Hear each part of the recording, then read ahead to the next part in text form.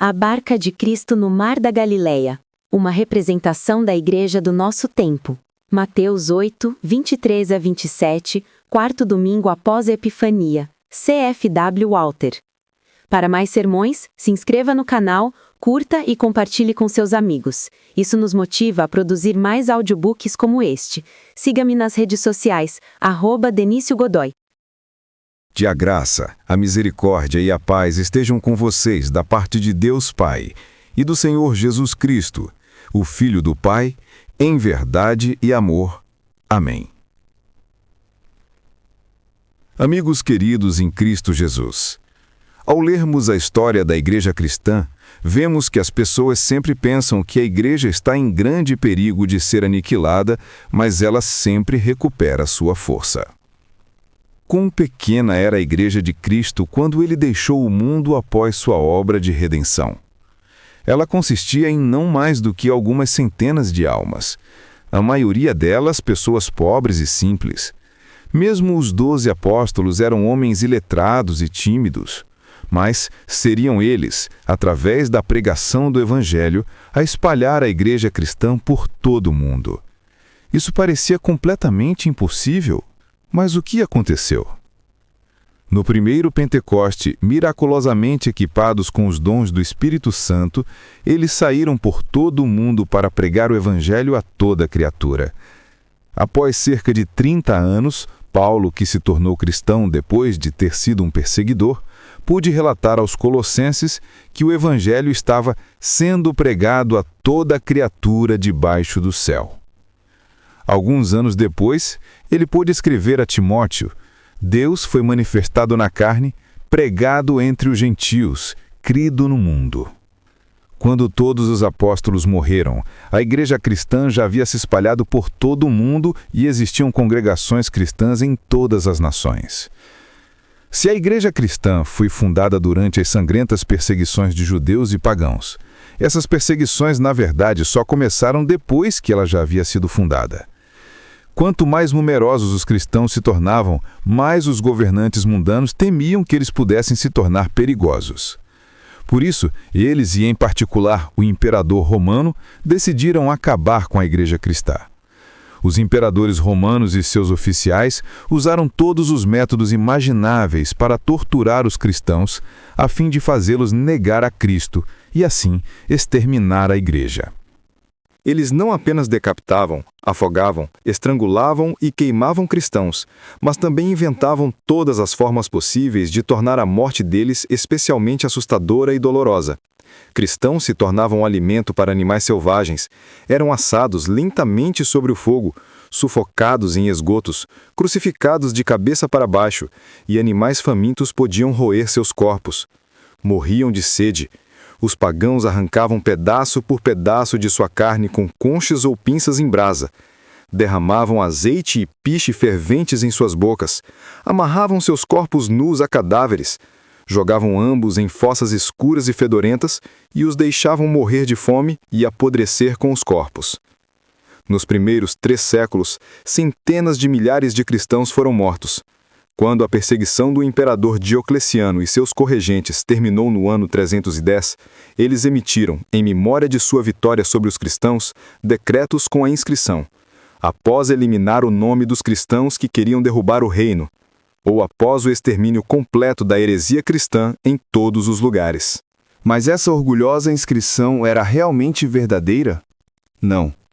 Pouco antes, um dos pais da igreja havia escrito: quanto mais vocês nos massacram, mais nós nos multiplicamos. O sangue do cristão é uma semente. Sim, o historiador da igreja Eusébio escreve: as próprias espadas por fim se embotaram e se partiram como se estivessem gastas. Os carrascos se troçaram e tiveram que se revezar, mas os cristãos começavam a cantar louvores e ações de graças até o último suspiro em honra ao Deus Todo-Poderoso. Todos os perseguidores morreram de forma terrível. O último deles, o imperador Galério, com o corpo apodrecendo e sentindo dores indescritíveis, sentindo a ira de Deus, publicou em 311 outro decreto: Ele declarou que sua intenção de fazer os cristãos voltarem à religião de seus pais não foi alcançada, e eles mesmos só foram impedidos de adorar seus próprios deuses. Portanto, deveriam ser tolerados e agora orar a seu Deus pelo bem-estar do reino e de seu imperador. Quando esse fanático morreu e o imperador Constantino se tornou cristão em 323, os cristãos, com breves interrupções, desfrutaram de total descanso das perseguições.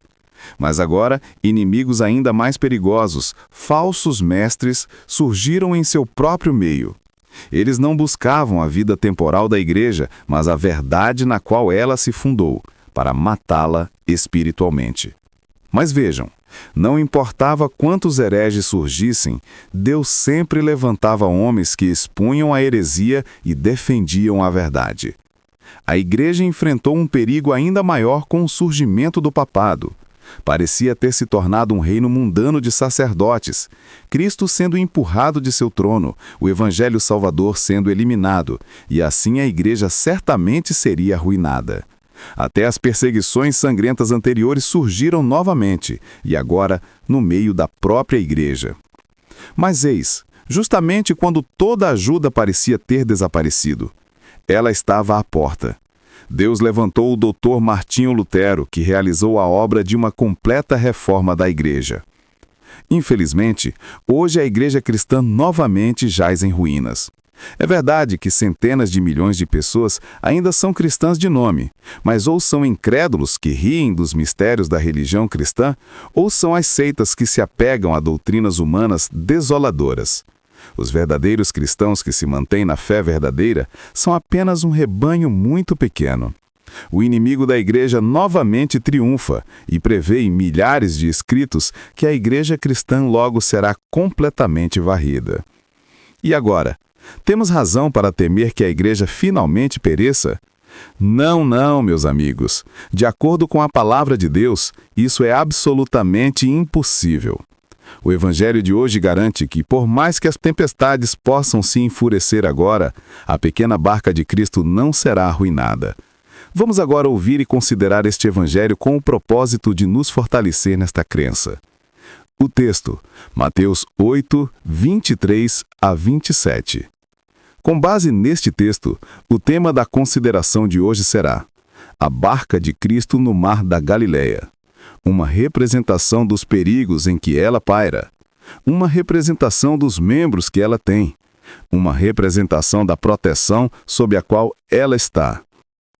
O dia em que o evento relatado em nosso texto aconteceu foi o mesmo dia em que Cristo havia curado milagrosamente o leproso e o servo do centurião em Cafarnaum. Isso vimos no Evangelho do último domingo.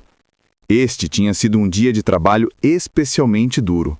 Mateus nos diz que Cristo, naquele mesmo dia, curou não apenas a sogra de Pedro, mas também multidões inteiras de pessoas possuídas e doentes. A noite finalmente chegou e muitas pessoas ainda se aglomeravam ao redor dele. Talvez quisessem apenas ver ainda mais milagres. Por isso, ele ordenou a seus discípulos que preparassem uma barca para uma viagem para a margem leste do Mar da Galileia. O que lemos em nosso texto? E entrando ele no barco, seus discípulos o seguiram. Versículo 23. De qualquer forma, a barca não era um luxuoso navio mercante, mas um dos pequenos e simples barcos de pesca de Pedro. Nenhuma embarcação jamais havia transportado uma carga mais preciosa do que este pequeno barco. Ele carregava algo mais precioso do que todo o ouro, pérolas e pedras preciosas do mundo. Ele levava o Salvador do mundo e os 12 apóstolos que deveriam levar a mensagem da salvação a todo mundo. Ele carregava o próprio Senhor da igreja e seus 12 pilares. Pode-se dizer que, se esta barca tivesse afundado, a igreja teria naufragado e o mundo inteiro teria sido perdido. Agora, seria de se supor que, se alguma embarcação tivesse uma navegação tranquila, seria esta. Mas o que ouvimos? Lemos em nosso texto, e eis que no mar se levantou uma tempestade tão grande que o barco era coberto pelas ondas. Versículo 24. E eis que, escreve o evangelista, Com esta pequena palavra, ele mostra que algo que ninguém esperava surgiu de repente quando a barca partiu da terra. O céu noturno estava claro e brilhante. O vento e o mar estavam calmos. Mas eis que, mal haviam chegado ao mar aberto, de repente, como lemos em nosso texto, uma grande tempestade se levantou no mar. Como vemos no texto original, esta tempestade foi um inchaço que veio do fundo do lago, como se fosse um terremoto. O mar de repente inchou e criou ondas que, subindo e descendo rapidamente, levantavam a barca como uma bola, ora a alturas vertiginosas, ora a arremessando para o fundo do vale. Marcos acrescenta que também uma grande tempestade de vento, ou um furacão, foi somado ao inchaço das profundezas do mar. Ele pegou a pequena barca e a girou como um peão. Céu, vento e mar pareciam ter se rebelado. O resultado foi que as ondas não apenas batiam na barca, mas, como diz nosso texto, o barco era coberto pelas ondas. Coberto pelo mar, parecia prestes a afundar. Toda a ajuda humana, força e sabedoria eram inúteis. Mesmo aqueles na barca, pescadores, familiarizados com o mar, que certamente haviam passado por muitas tempestades perigosas, agora temiam por suas vidas. E o que era mais assustador, lemos que Cristo, o Senhor, em cuja presença os discípulos de outra forma não temiam nada, estava dormindo. Ele parecia nem saber, nem se importar com o perigo em que seus discípulos estavam. Sim, Marcos nos informa que ele estava deitado em um travesseiro, perto do timoneiro. Cristo parecia ser a razão pela qual a barca estava em tal perigo. Apenas mais um empurrão, e a barca e a tripulação afundariam nas profundezas do mar. O que nosso texto nos retrata vividamente? Nada mais do que o grande perigo em que a barca da igreja cristã está em todos os tempos, especialmente em nossos dias. Como uma barca, a igreja navega de país em país no mar do tempo. Cristo é o capitão. Os pregadores do evangelho são os timoneiros. A fé, com o batismo, é a prancha da barca. A esperança, sua âncora. A cruz, seu mastro. A palavra são as velas. O vento que incha essas velas é o Espírito Santo. Sua bandeira é o credo. Os cristãos compõem a tripulação. E o porto para o qual a barca navega é o céu. O que aconteceu com esta barca da igreja? Mal havia levantado âncora calmamente na época dos apóstolos e zarpado sobre o mundo, eis que se levantou um inchaço por baixo e um furacão por cima. O inferno, o mundo e até mesmo o céu pareciam ter conspirado contra a barca da igreja e resolvido destruí-la. Agora, a onda da perseguição sangrenta se enfureceu. Agora, o furacão de falsa doutrina. Se a barca da igreja sempre esteve em perigo de encalhar, se despedaçar e afundar, isso realmente é o caso hoje. É verdade que hoje não gememos sob a vara cruel da perseguição. Sim, que Deus seja eternamente louvado. Aqui, na América, gozamos de um grau de liberdade religiosa que Deus dificilmente concedeu a qualquer outra terra. No entanto, aqui a barca da igreja paira em maior perigo. Nossa América não é apenas a terra das sectas que pregam sua falsa fé em todo lugar com grande ostentação de ser a única fé salvadora verdadeira. Mas também os próprios inimigos de Cristo e de sua igreja estão aqui com grande poder. A não ser que Deus o impeça, eles podem, depois de estarem no poder, tirar nossa liberdade. Em muitos jornais e outros periódicos, eles atacam tudo o que é sagrado. Eles organizam sociedades secretas para as quais atraem os desavisados, mas das quais escondem seus planos. Eles seduzem cada vez mais com sua conversa doce sobre luz, iluminação, progresso e liberdade. Verdadeiramente, a barca da igreja está novamente em grande apuro. O espírito dos tempos, como um furacão, às vezes a levanta a alturas vertiginosas e às vezes a puxa para profundezas assustadoras. Incontáveis cristãos batizados já se afastaram e mais o seguem diariamente.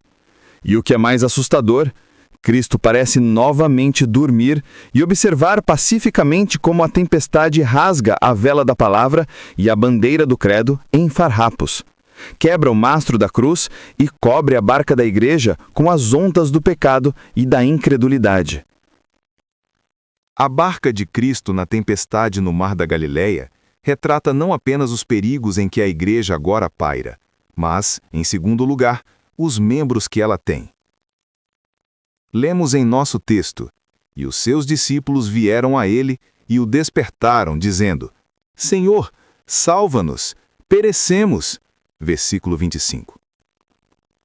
Isso nos diz dois fatos sobre os discípulos. Primeiro, que eles verdadeiramente acreditavam, mas segundo, que sua fé era extremamente fraca. Eles haviam abandonado o mundo inteiro e seu esplendor sedutor para seguir Cristo, mesmo para a barca no mar. E quando grandes problemas e perigos os atingiram e a ajuda humana foi inútil, eles não duvidaram, mas se voltaram para Cristo, o despertaram e ofereceram-lhe esta oração fervorosa: Senhor, salva-nos. Se não tivessem acreditado que Cristo era o todo-poderoso Filho de Deus, não teriam se voltado para ele quando apenas o marinheiro experiente saberia o que fazer. No entanto, sua fé era fraca. Se tivesse sido uma fé forte, eles teriam pensado nos muitos milagres de Cristo, dos quais eles haviam sido testemunhas. No meio da tempestade, eles teriam, depois de sua oração por ajuda, certos de uma resposta, se juntado a um cântico de louvor e ação de graças, não haveria espaço em seus corações para a menor sugestão de que sua barca afundaria. Com Davi, eles teriam pensado: sim, embora eu caminhe pelo vale escuro de ondas altas como montanhas, não temerei mal algum, porque o Senhor está comigo. Mas o que eles fizeram? É verdade que oram com fé: Senhor, salva-nos. Mas, cheios de ansiedade e medo, eles imediatamente acrescentam: perecemos. Sim, Marcos nos diz que vários até clamaram: Mestre, não te importas de que pereçamos? 4:38. Vemos por isso que sua fé era muito fraca e, sem dúvida, beirava a incredulidade. Era não mais do que um pavio que fumega e uma cana rachada.